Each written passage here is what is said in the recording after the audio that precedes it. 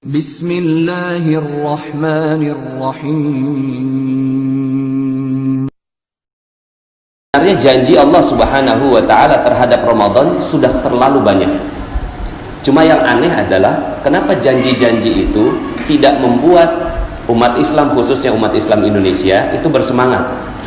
Contohnya nggak bersemangat adalah semangatnya di awal saja, di akhirnya melempem. Ya, alhamdulillah kita bersyukur di masjid ini masih ramai, walaupun sudah pastinya juga lebih berkurang. Kita doakan semoga yang berkurang ini bukan karena melemahkan semangat, tapi karena sudah pulang kampung, ya, sudah mudik. Tapi yang anehnya adalah janji-janji Allah ini udah banyak sekali, ya, terhadap Ramadan. Tapi kenapa kok terjadinya itu penurunan? Mungkin kalau diganti begini, kalau seandainya ya serius melaksanakan ibadah di bulan Ramadan, maka dapat Fortuner 1. Seandainya serius di bulan Ramadan dapat rumah harganya 2 miliar. Seandainya serius di bulan Ramadan sampai akhir, maka sesiapa yang berhasil seperti itu, maka dikasih jalan-jalan ke 20 negara di seluruh dunia. Kira-kira kalau seperti itu, ramai nggak di masjid? Halo? Nggak muat ya? Sampai kagum sok. Seandainya pahalanya seperti itu, ya, seandainya pahalanya seperti itu, maka nggak akan pernah muat ini masjid. Tapi Bapak Ibu yang dirahmati Allah, percaya nggak? Begitu memang yang Allah janjikan. Begitu yang Allah janjikan.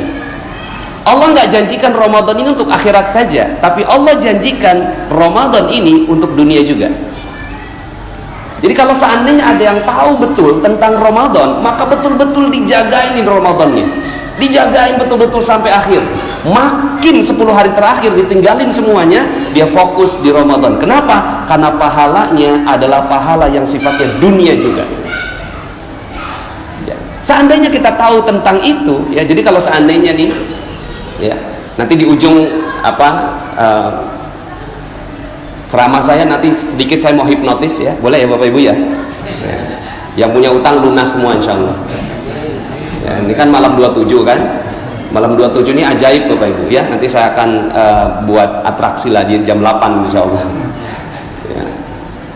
Jadi kalau seandainya tahu betul tentang ketakwaan, tahu betul tentang Ramadan, maka nggak mungkin umat Islam miskin, nggak mungkin.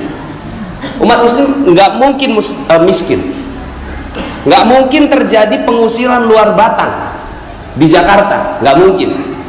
Nggak mungkin punya utang, nggak mungkin terusir dari rumah kontrakan, nggak mungkin berbagai masalah muncul kalau benar-benar memahami tentang konsep Islam dengan baik. Memahami konsep Islam dengan baik kan gini, kita berpikir Islam, ya, kalau apa konotasinya Islam? Islam tuh miskin, jorok, ya, kemudian tak berpendidikan, buang sampah sembarangan, betul? Ini yang di kepala kita kalau bicara tentang Islam, ya. Kalau bicara tentang Barat, jaya, bersih, rapi, kotanya luar biasa, ya. Itu yang terbayang di kepala kita. Padahal yang harusnya terjadi adalah kalau dia sudah masuk Islam, udah nggak mungkin miskin, nggak mungkin punya utang, nggak mungkin punya masalah, semuanya masalah beres. Allah semua yang beresin, masya Allah. Seandainya tahu betul tentang konsep ini. Jadi yang selama ini kita pahami adalah kalau udah masuk Islam dapatnya nanti di akhirat, di dunia kagak dapat. Kata siapa? Di dunia dapat juga. Kalau nggak dapat di dunia, yang salah bukan Allah, yang salah kita. Kalau di dunia ini masih miskin, di dunia masih punya utang, berarti ya yang salah bukan Allah, yang salah kita. Karena sifatnya rezeki datangnya seperti air banjir Bapak Ibu.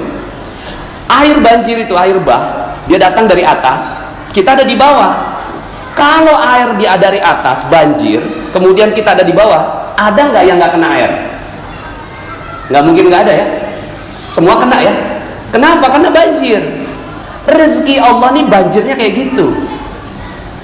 Rezeki Allah datang banjirnya itu seperti banjir dari atas, kita di bawah, bukan lagi dapat rezeki, kelelep sama rezeki, tenggelam sama rezeki. Kalau tahu konsepnya. Tapi kenapa kok kita dapatnya cuma UMR? UMR ini tetesan rezeki namanya.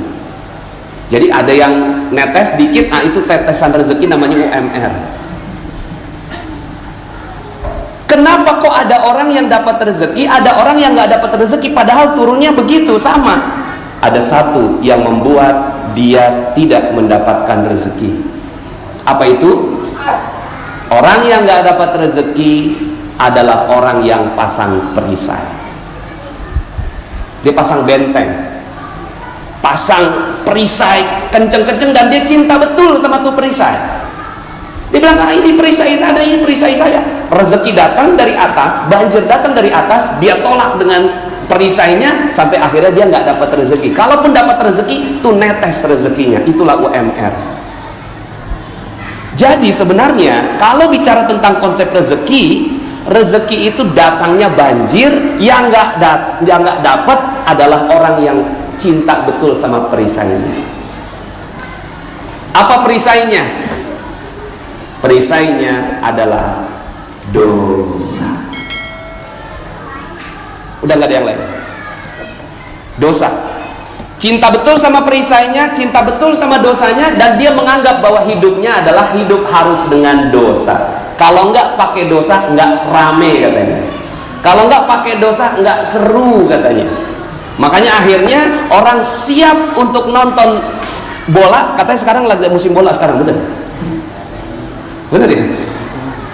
Suka betul nonton bola. Berapa jam tuh bola? 1,5 jam dengerin ceramah 20 menit, itu pantatnya panas Bapak Ibu. Tapi kalau nonton bola 1,5 jam, kenapa? Karena dia cinta betul sama yang namanya bola, dan bola itulah perisainya. Tapi perisainya ini yang dia cintai. Nah, ini kebalik konsepnya.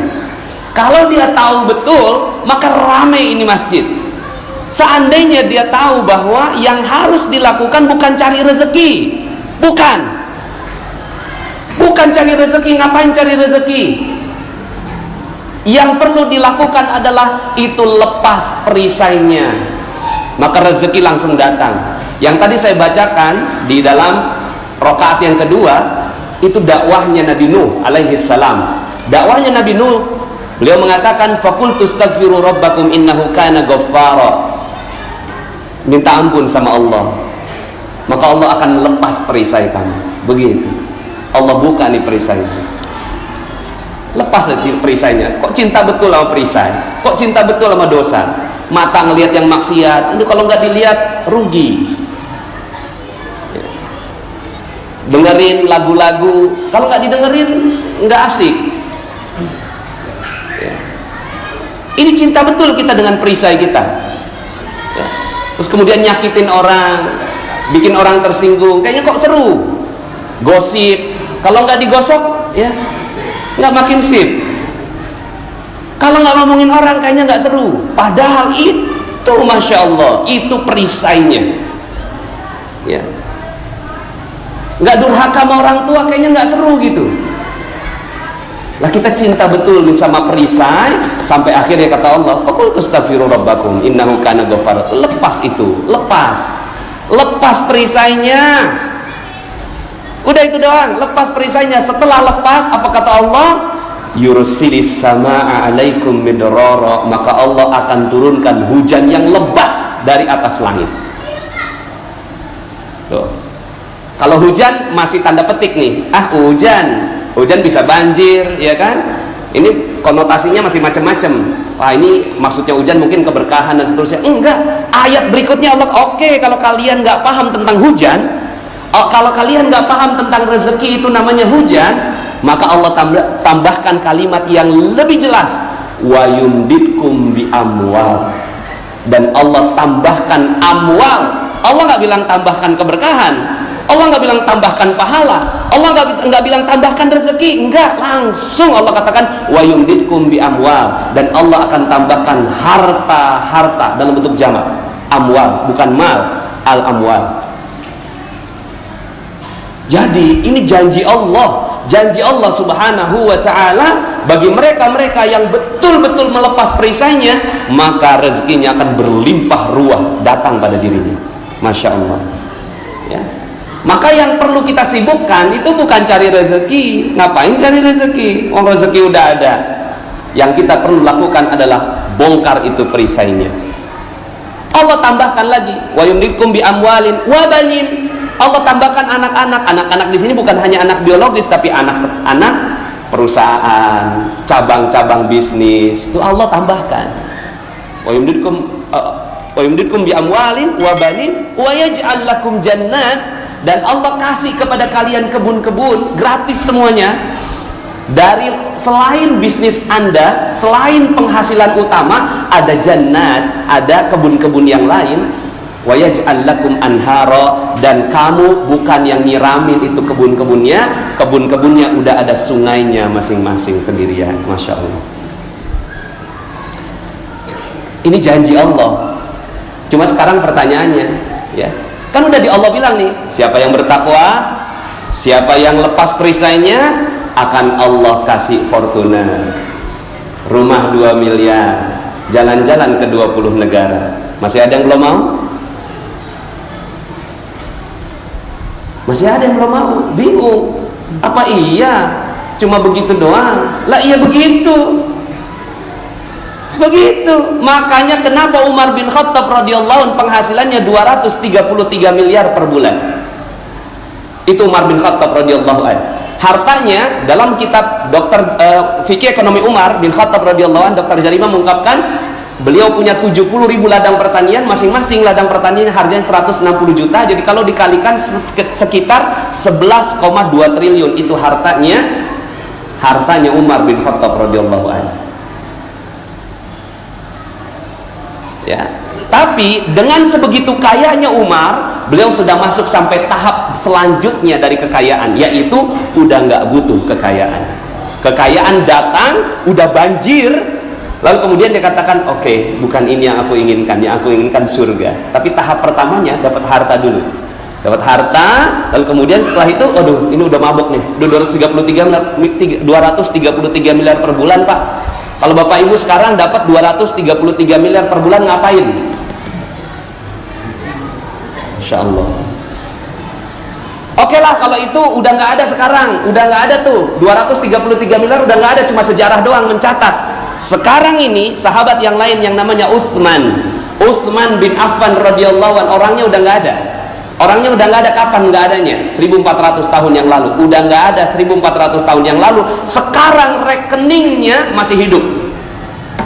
Rekeningnya Utsman bin Affan masih ada di salah satu bank di Saudi Arabia, dan uangnya berlimpah. Itu uangnya nggak habis-habis untuk memberikan kepada jamaah-jamaah haji yang mereka tidak punya modal, tidak punya keuangan. Itu diambil dari uangnya Utsman bin Affan radhiyallahu anhu. Namanya Utsman bin Affan.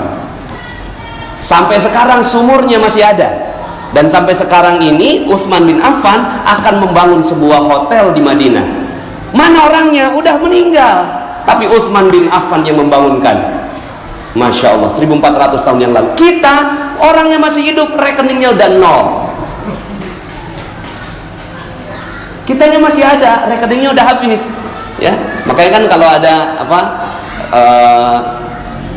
lelucon ya, gurauan, itu semua orang pada minta maaf, sampai ATM aja minta maaf.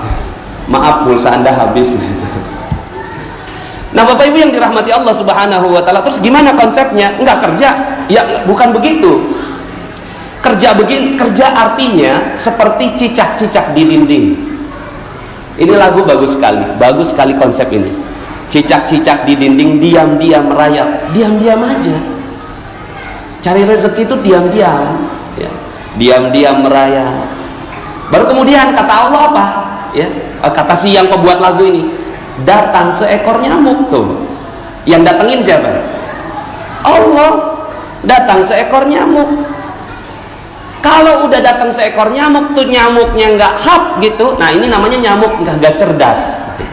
Udah dikasih rezeki sama Allah nggak ditangkap. Makanya lagunya hap gitu.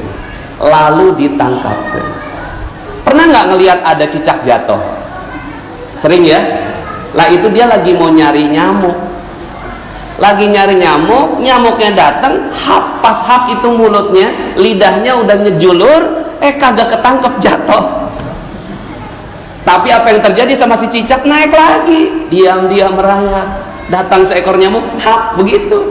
Yang dilakukan oleh umat Islam begitu aja. Sholat tepat waktu, pas azan tinggalin semuanya, masuk dalam masjid, zikir, ya, sholatnya bersama dengan imam di takbiratul ihram yang pertama, lalu kemudian keluar aja, celingak-celinguk, silaturahim, dapat rezeki.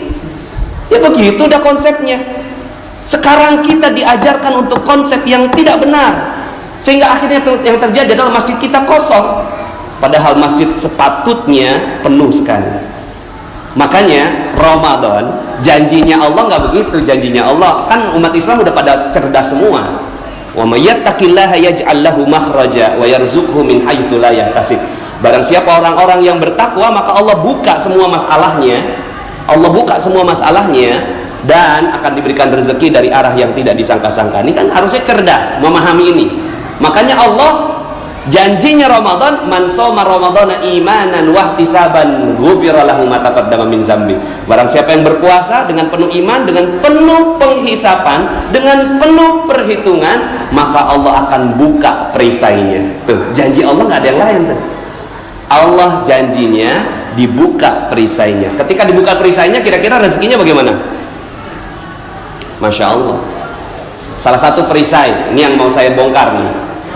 Perisainya banyak sekali, dan ini yang kita akhirnya perlu tahu dan perlu memahami ilmu perisai namanya, ya, ilmu perisai. Nah itu saya alhamdulillah bukunya udah insya Allah sebentar lagi jadi, di bulan Agustus insya Allah terbit. Itu saya buka tuh semua perisai-perisai yang membuat akhirnya kita terhalang dari rezeki. Jadi ternyata yang kita perlu lakukan hanya ini aja. Yang kita perlu lakukan hanya bagaimana kita membongkar perisainya. Salah satu yang saya bongkar adalah utang. Jadi setelah ini saya mau hipnotis Bapak Ibu semua sehingga akhirnya hutangnya lunas. Ya. Kemarin kan Pak Sawal nanya, lagi ngapain Pak Nas? Ini lagi bikin buku. Ini kalau orang baca buku saya langsung lunas utangnya. Oh, kata Pak Sawal, kok seru juga tuh. Tapi apa iya bisa? Nah ya udah deh, supaya nggak nunggu bukunya, saya praktekkan di sini. Bismillah, ini duduknya agak-agak ini ada mau yang lunas utangnya? Yang mau lunas utangnya duduknya agak benar dulu dikit ya. Gini Bapak Ibu, ini saya kasih tahu konsepnya. Namanya konsep law of projection. Apa itu law of projection? Law of projection berkata bahwa ada laptop, ada proyektor, betul? Kemudian ada layar. Di sini alhamdulillah udah punya layar. Ada proyektor, ada layar, ada laptop. Sekarang pertanyaannya, ini gampang sekali akhirnya menjelaskan seperti ini karena kita sudah mengerti tentang teknologi. Apa yang ada di laptop dengan apa yang ada di layar itu sama atau beda? Sama, pasti sama. Kalau saya pencet spasi, langsung dia berubah. Di laptop berubah, di layar berubah. Betul? Ini namanya law of projection. Apa yang terjadi sebenarnya? Yang terjadi adalah si proyektor ini memancarkan cahaya yang tidak berhenti, terus gitu. Teng teng teng teng teng teng sampai akhirnya si laptop itu di layar sama persis. Nah, Bapak Ibu, nasib kita itu seperti layar. Nasib kita seperti layar. Dan proyektornya Allah kasih di setiap kita, namanya otak. Otak kita adalah proyektor dan dia ini memancarkan energi teng teng teng teng setiap saat. Jadi dia memancarkan energi berapa kali? Sehari 60.000 kali. Itu namanya kalau dalam hitungan frekuensi 60 Hz. Dia 60.000 kali memancarkan energi. Teng suka nggak suka, mau nggak mau, sadar nggak sadar, itu langsung. Ini Bapak Ibu sekarang yang sekarang sedang berada ini lagi memancarkan energinya. Pikirannya semua lagi terpancar, ya. Nah, apa yang ada? Laptopnya apa laptopnya? Laptopnya adalah pikiran, nggak kelihatan. Pikiran. Pikiran itu di dalamnya otak. Otak inilah mesinnya. Layarnya nasib kita. Nah, selama ini kita memproyeksikan utang. Utang. Kira-kira jadinya apa di layar? Halo? Utang. Udah cerdas nih. Jadi di layar yang terlihat apa kira-kira? Utang. Sampai kapanpun orang yang berpikir begini, sampai mati, sampai meninggal, dia nggak akan pernah lunas utangnya. Percaya sama saya. Kenapa? Karena pikirannya itu diliputi hutang. Hutang. Aduh, ini motor belum bayar, mobil belum lunas, rumah masih KPR, akhirnya sampai kapanpun udah pun lunas, akhirnya mau utang lagi. Aduh, ini udah selesai nih, beres nih satu nih, kita sekarang utang lagi. Terus utang sampai meninggal dunia dia akan terus memiliki utang. Nah, karena konsepnya law of projection gampang. Dalam waktu sedetik saya bisa katakan bahwa utang Bapak Ibu lunas. Gimana caranya? Waktu itu ada yang datang begini, Ustaz, hidup saya hancur. Nah, hidup saya hancur itu energi. Saya bilang, wow, keren. Kok keren sih Ustaz? Iyalah keren. Dia proyeksinya apa? Hancur. Saya apa? Keren. Iya Ustaz, hidup saya itu hancur karena banyak utang. Wow, dahsyat. Kok dahsyat sih Ustaz? Dia utang, saya dahsyat. Coba cerita, berapa utangnya? 200 juta Ustaz. Wah, keren banget. Luar biasa nih, ya. Kok luar biasa Ustaz, ini saya udah mau dipenjara nih gara-gara punya utang ini. Gini loh, zaman sekarang ini ya, dipinjemin 1 juta aja nggak gampang loh. Kamu itu dipinjeminnya sampai 200 juta loh. Berarti kamu tuh orang yang amanah ya, sampai orang mau percaya sama kamu. Iya juga ya. Iya dong, kamu udah nggak punya utang sebenarnya, yang kamu punya itu amanah. Selama ini kepalanya dia utang, kapan kebayar kira-kira? Nggak akan pernah kebayar. Ganti, switch, pencet spasi, pas pencet spasi yang muncul amanah. Maka kalau seandainya dia utang, maka layar utang. Kalau amanah langsung keganti, di layar datang amanah bertubi-tubi padanya. Amanah langsung datang. Sekarang 200 juta itu modal kerja. Setelah itu gitu ya, datang amanah lain berupa customer yang loyal, karyawan yang setia, supplier yang baik hati. Itu amanah yang didatangkan pada dirinya. Jadi saya tanya sama dia, masih punya utang nggak? Nggak punya Ustaz. Yang dipunya apa? Amanah. Wah, subhanallah. Hiduplah dengan begitu, insya Allah nanti amanahnya akan bertambah-tambah. Sekarang saya mau tanya di ruangan ini, nggak tahu kalau di bawah pada ngerti nggak? Saya mau tanya, masih ada yang punya utang? Halo? Hah? Masih? Oh, belum paham berarti. Sekarang saya mau tanya sekali lagi, masih ada yang punya utang di sini? Hah? Sekali lagi saya mau tanya. Yang jawab banyak berarti ngantuk. Saya mau tanya sekali lagi, ada yang masih punya utang di sini? Udah nggak ada? Yang punya apa? Amanah. Udah nikmati aja hidup. Karena Allah Subhanahu wa Ta'ala akan berikan amanah. Maka itu amanah. Dulu Allah kasih ini tuh, kita lagi butuh banget. Pas kita datang ke orang bawa proposal, ternyata subhanallah dia percaya sama kita. Oke, saya kasih 200 juta. Itu amanah tuh, itu rezeki sebenarnya. Tapi kita selama ini ngomongnya apa? Utang. Kok ya rezeki dibilang utang? Ini dosa namanya. Dosa satu. Ini perisai kita. Karena kita menganggap utang sebagai azab buat kita. Padahal itu adalah rezeki yang harus kita jaga amanahnya baik-baik. Sama seperti ibu-ibu. Mohon maaf ya, ibu-ibu lagi ngejemur nih. Pas ngejemur hujan datang. Pas hujan turun ngomongnya gimana? Ya hujan. Padahal hujan itu rezeki atau azab sebenarnya? Halo? Rezeki itu azab, hujan itu azab atau rezeki? Kok kenapa bilang ya hujan? Saat itu dia menolak rezeki. Maka ya, saya buka satu lagi deh, perisai kedua, supaya ini 5 menit boleh ya? Kalau saya punya di kantong saya ini ada permen. Di kantong saya ada permen, cuma permennya udah nggak ada bungkusnya. Saya kasih, ada yang mau makan? Di kantong saya udah ada permen, tapi udah nggak ada bungkusnya. Saya kasih, siapa yang mau? Nggak mau. Akhirnya ternyata di sebelah kiri saya ini masih ada permen yang alhamdulillah masih ada bungkusnya. Pas saya keluarkan, gitu ya, pas masih ada bungkusnya, masih rapi. Siapa yang mau? Ada yang mau? Pasti mau, betul. Nah misalnya bapak mau nih, pas udah mau dimakan, pas dimakan bungkusnya diapain? Anda nih maunya apa sebenarnya? Halo? Kan saya tadi kasih nggak ada bungkusnya, udah benar-benar udah saya kasih nggak ada bungkus, ini bagus banget nih, ini ya silakan. Nggak mau, pas saya kasih ada bungkus, ya bungkusnya dibuang, saya tersinggung dong. Sebenarnya yang Anda mau apa sebenarnya? Hah? Yang dimau adalah itu permen yang bersih, betul? Bapak Ibu, Allah kasih rezeki dengan cara begitu. Allah kasih rezeki nggak mungkin langsung rezekinya, perlu ada bungkusnya.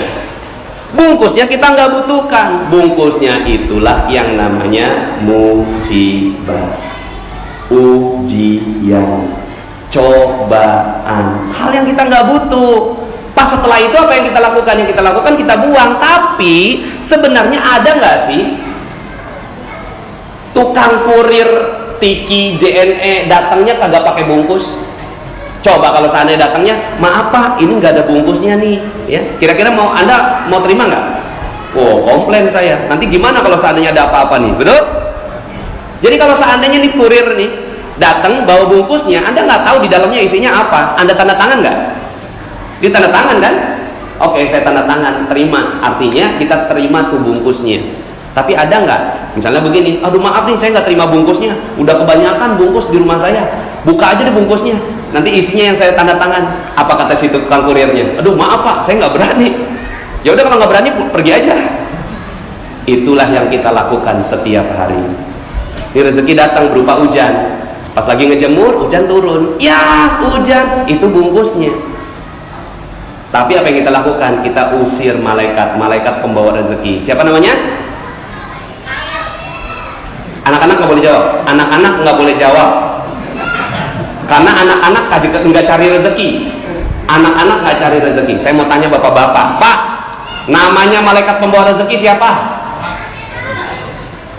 Tuh, mau dapat rezeki nggak kenal. Halo, halo. Ini perisai berikutnya. Ayo diurut, mungkar, nakir itu dikubur Pak. Ya. Ayo ada yang tahu? Israel itu pencabut nyawa. Israfil peniup sangkakala. Jibril itu malaikat pembawa wahyu. Ada siapa lagi ya? Alhamdulillah. Ini Pak, kalau kita kagak tahu mereknya, kita kagak dapat rezeki. Mereknya aja kita lupa. Namanya Mikail. Malaikat Mikail itu bawa rezeki tiap hari, rajin betul malaikat Mikail dari atas turun ke bawah bawa rezeki, tapi bungkusnya duluan. Apa yang kita lakukan terhadap malaikat Mikail? Maaf, saya nggak butuh kamu, pergi malaikat Mikail. Oke ya, saya cuma kurir. Man yuridillahu bihi khairan yusib minhu. Barang siapa yang mau Allah kasih rezeki, Allah kasih musibah terlebih dahulu. Nah, ini kita nggak tahu nih. Tuh, rezeki kita apain selama ini? Kita mengeluh, ya, kita nggak suka dan seterusnya. Nah, ini baru dua perisai saya buka, udah enteng. Sekarang saya mau tanya, masih ada yang punya utang di sini? Halo? Masih ada yang punya utang? Inilah ceramah paling cepat ngelunasin utang orang. Ada jalanan macet nggak di Jakarta? Halo? Hah? Halo, ada jalanan macet nggak di Jakarta? Di Jakarta? Ini orang mudik semua. Di Jakarta ada jalanan macet nggak? Nggak ada ya? Adanya penuh. Kalau macet, kita tuh lagi memproyeksikan macet, maka kita lagi berdoa, ya Allah macetkan hidupku, macetkan rezekiku, macetkan kebahagiaanku, macetkan keharmonisanku. Tuh, baru urusan macet semua rezeki hilang. Coba, gara-gara urusan macet, jalanannya yang macet, ya, itu padahal bungkusnya tuh jalanan macet, yang terjadi kita lagi doa. Coba ganti dengan penuh. Apa yang terjadi? Kita lagi doa, ya Allah penuhkan rezekiku, penuhkan kebahagiaanku, penuhkan keharmonisanku, penuhkan seluruhnya ya Allah. Masya Allah. maka apa yang terjadi? Penuh dah. Di layar yang jadi penuh. Jadi ada nggak jalanan macet di Jakarta? Wow, luar biasa. Enak, udah tenang. Pas jalan, ya sebelah kita, jalanannya macet, penuh. Macet kali, penuh. Macet, penuh. Nggak dengerin ceramah sih kemarin. Bapak Ibu yang dirahmati Allah Subhanahu Wa Taala, hidup ini terlalu indah. Kenapa nggak indah? Karena kita pegang perisai kita. Perisai itu namanya dosa. Lah dosa itu yang kita mau hancurkan di bulan suci Ramadan. Ini malam 27, kalau kita tahu dosanya diangkat oleh Allah. Dosa kita berapa banyak kemarin? Yang hidup dari umur tahun, mungkin yang baliknya 11 tahun, sekarang ini umur 51 tahun, berapa tahun tuh dosanya? 40 tahun. 40 tahun dosa. Berdosa terus, berdosa terus, berdosa terus 40 tahun. Terus Allah turunkan Lailatul Qadar. Nilainya 83 tahun. Kebayar nggak nih dosa yang 40 tahun? Kebayar. Selesai didapat Lailatul Qadar jadi konglomerat. Percaya sama saya? Percaya? Iya dong. Nih dapat Lailatul Qadar jadi konglomerat. Islam insya Allah berjaya di Indonesia kalau semuanya dapat Lailatul Qadar. Kenapa? Dosanya hilang. Jadi serius untuk ngejar Lailatul Qadar? Walaupun belum tentu malam ini, bisa jadi kemarin. Ya udah deh, tahun depan lagi kita kejar. Tapi ya iyalah, bismillah, insya Allah malam 27 ini kita kagak merem, mata kita melek sepanjang malam. Kita jaga itu Lailatul Qadar agar semua dosa-dosa kita dihapuskan oleh Allah Subhanahu Wa Taala. Mudah-mudahan Allah Subhanahu Wa Taala memudahkan langkah kaki kita untuk berserius dan bersungguh-sungguh untuk mendapatkan ampunan dari Allah Subhanahu Wa Taala. Makanya tidak ada yang Allah janjikan buat kita. Kenapa? Karena rezeki udah ada rezeki. Yang enggak ada adalah ampunan Allah, dan itu yang sekarang kita sedang kejar.